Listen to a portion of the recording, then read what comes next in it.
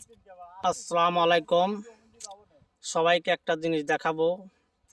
আমি পাবনা জেলার সুজানগর থানায় আমার শ্বশুরবাড়ি বেড়াতে এসেছি। গ্রামের নাম হচ্ছে মধুপুর। এখানে শুধুমাত্র পেঁয়াজি জন্ম হয়। আপনারা যা দেখতেছেন সম্পূর্ণ পেঁয়াজের ক্ষেত। দেখেন, এখান থেকে তাকাবেন যত দূর পর্যন্ত যায় সব খালি পেঁয়াজের ক্ষেত। পেঁয়াজ ছাড়া আর অন্য কিছুই জন্ম হয় না এখানে। এই সিজনে পেঁয়াজ, দেখেন পেঁয়াজ আর পেঁয়াজ, কি দেখবেন ভাই। পেঁয়াজ কাকে বলে দেখেন।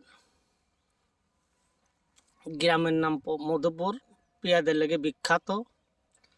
বাংলাদেশের ভিতরে একটা ঐতিহ্য গ্রাম মধুপুর গ্রাম। এখানে শুধু পেঁয়াজই তৈরি হয়।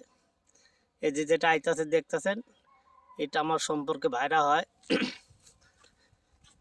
হচ্ছে আমার ছোট ভাইরা। এখানে তারা পেঁয়াজি জমি তার সাথে বেড়াতে আসছি। দেখেন পেঁয়াজ কাকে বলে, শুধু পেঁয়াজ আর পেঁয়াজ, পুরা খ্যাতি পেঁয়াজের। আমি বেড়াতে আসছি, সবাই দোয়া করেন।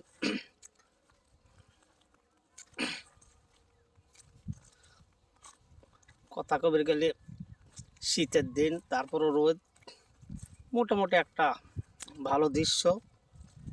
আপনারা দেখেন কত পেঁয়াজের ক্ষেত, যেদিকে তাকাবেন শুধু পেঁয়াজ আর পেঁয়াজ।